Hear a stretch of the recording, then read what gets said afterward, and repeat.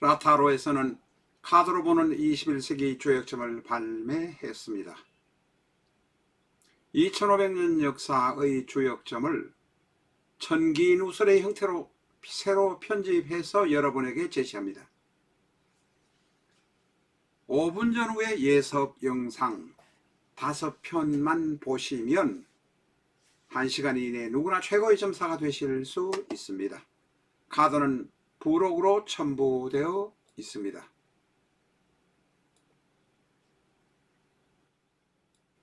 카드만을 구입하시려는 분은 아래 계좌로 송금하시고 문자 연락 주시기 바랍니다. 내 사주 내가 본다. 실전 적천수 A4형 크기로 484페이지고 전 페이지가 칼라판입니다. 실전 적천수 한 권으로 유튜브에 등장하는 수많은 사주 동영상의 수준을 평가하실 수 있습니다.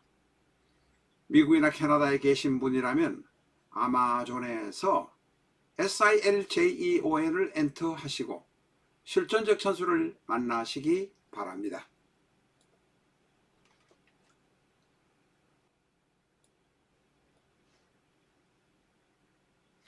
안녕하십니까, 라타로입니다. 실전적천수 753회 신묘의 특징 세 번째로 공부하겠습니다. 오늘은 신묘의 특징도 특징이지만 일간신금을 기준으로 해서 어떻게 오행이 배치되면 어떻게 변할 수 있는지 한번 공부를 해보도록 하겠습니다.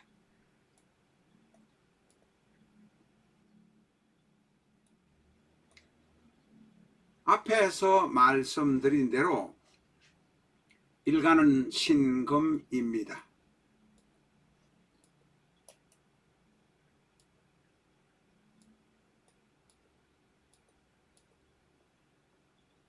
이 일간은 신금이고 월지는 해수입니다.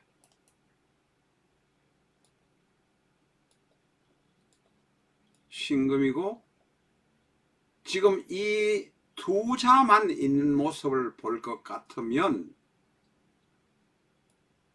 신금에서 해수로 힘이 빠져나가는 모습입니다. 월지에 해수가 있기 때문에 다른 오행보다는 약 1.5배 혹은 2배의 힘을 이 월지가 갖는다 라고 말하기 때문에 그렇습니다. 이것을 해월에 태어난 신금이라고 말합니다. 해월은 바로 자월의 바로 직전입니다. 양력으로 보면 11월 초부터 12월 초까지가 해월입니다. 어쨌든 이 모습은 상관의 모습입니다. 이것을 상관격이라고 합니다만 격에 관한 용어는 모르셔도 상관이 없습니다. 해월에 태어난 신금이라 힘이 조금 약할 가능성이 있다. 이 정도만 우리가 알고 넘어가도록 하겠습니다. 맨날 일주에 관련된 이야기만 하다 오늘은 일주 이야기는 싹 빼버리고 신금이 해월에 태어났을 때 어떤 모습이 되는가 이런 것을 이제 상관격이라고 하는데 다음에 어떻게 변할지 한번 보겠습니다. 일간은 역시 신금입니다. 그런데 해월에 태어난 신금인데 일지에 묘목이 있고 연지에 미토가 있습니다. 해묘미 목국이 됩니다. 다시 말해서 강력한 목국이 생겨서 목의 모습, 신금에서 목을 봐버리니 해월에 태어났지만 목이 되어서 이 사주는 제격 사주가 됩니다. 제격이란 건 제격입니다. 제란 소리입니다. 제격이라니까 좀 발음이 이상해서 한번 써보는 것입니다.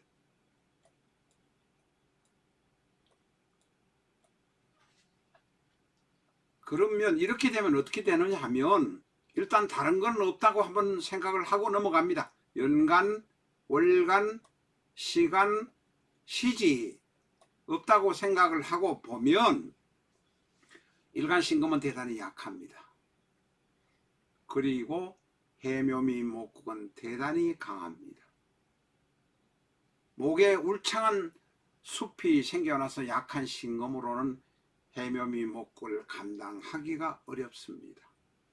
결국은 감당하기 어렵다는 것은 만약에 다른 사주가 없다면 이 사주는 안 좋은 사주다, 폐격이다, 이렇게 말할 수 있습니다.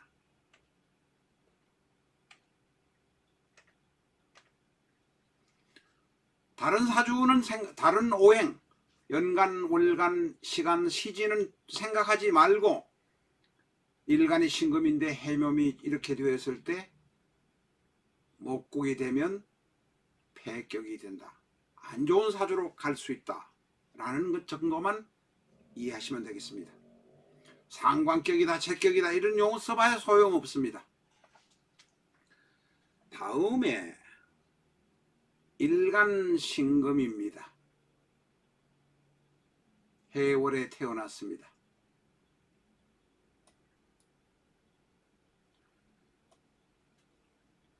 약간은 약간 사주라고 말씀드렸는데 월간에 정화가 있습니다.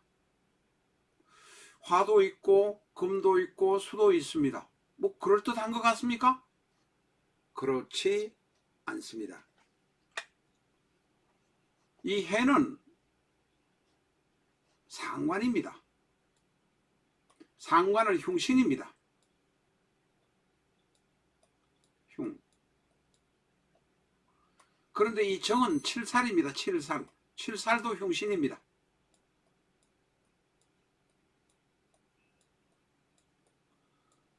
상관은 신금의 힘을 빼니 흉신이요. 정화는 일간인 신금을 극하려 하니 흉신입니다. 그러면 흉신이 둘이나 모여 있습니다. 무조건 나쁘다고 할 수 있을까요? 그렇다고 말할 수는 없습니다. 지금 다른 것이 없는 상태에서 우리가 키포인트만을 지금 알아채기 위해서 공부를 하는 것입니다. 그런데 월지에는 해수는 정화를 수극화합니다. 일간 신금의 힘을 조금 빼서 가져와서 신금이 약간 약하긴 한데 만약에 정화, 약한 상태에서 정화가 신금을 극해버리면 이 신금은 그냥 사망 상태로 갑니다. 당장 뭐 사망 상태라고 말해서 죽는다는 개념으로 이해하시지 마시고 힘이 대단히 빠져서 신약사주가 된다는 의미로 해석하시기 바랍니다. 그런데 이 해수가 정화를 수극화해버리면 상관이 급제를 극해버리면 정화의 힘이 약해져서 신금을 마음대로 다루지 못하고 그냥 불로 신금을 지져버리는 일, 녹여버리는 일은 안 생긴다. 이것을 상관대살격 뭐 이렇게 이야기하지만 그렇게 용어 알 필요 없습니다. 다 사실 알기도 어렵습니다. 흉신인 해수가 흉신인 칠사를 제극해서 일간 신금이 나름대로 살아날 수 있도록 만들어주는 모습이다. 괜찮은 사주다. 이것을 성격이라고 합니다. 격이 이루어진다. 그런데 그걸 뭐 상관대살이라고 이야기한다. 또 다른 용어로 이야기합니다만은 이런 성격이라는 용어도 필요 없고 상관대살이라는 용어도 필요 없습니다.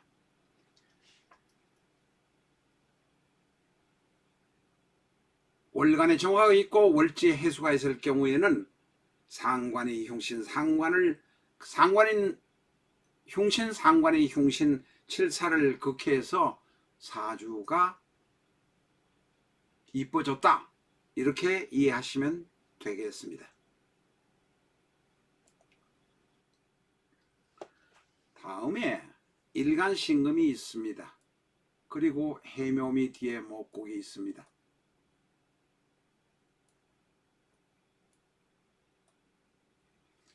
이런 경우에는 사주가 아주 대단히 나빠집니다. 왜냐하면 신금이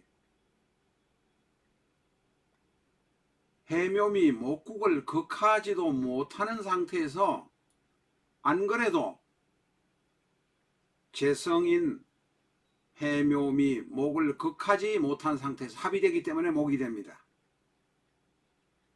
목하지 못한 상태에서 정화가 와버리면 해묘미 강력한 숲이 정화에게 생을 해줍니다. 목생화를 해줍니다. 그러면 이 정화는 아주 강력해져서 신금을 그냥 박살을 내버린다는 이야기입니다. 결국은 지지의 해묘미가 온 것만도 힘들어 죽겠는데 천간에 정화가 있으면 이 신금은 거의 죽음 직전, 사비면 부도 직전, 건강이면 목숨을 잊어버릴 직전까지 갈 수 있는 상황입니다. 이럴 때 이제 바로 옆에서 어떤 오행이 있느냐에 따라서 절처봉생으로 이 신금이 살아날 수 있다 말할 수 있다는 것입니다. 해묘미 목 자체가 뭐 때문에 신금이 힘들어 하는데 내 힘을 빼가지고 하니, 해묘미 목은 식상의 노릇을 하니 힘든데 이 목이 정화에다가 힘을 목생화를 실어버리면 이 신금은 그냥 박살이 나 버린다는 것입니다. 이 상황이 되면 사실은 다른 사주가 어떤 것이 있다고 하더라도 이 사주는 대단히 나쁠 가능성이 많습니다.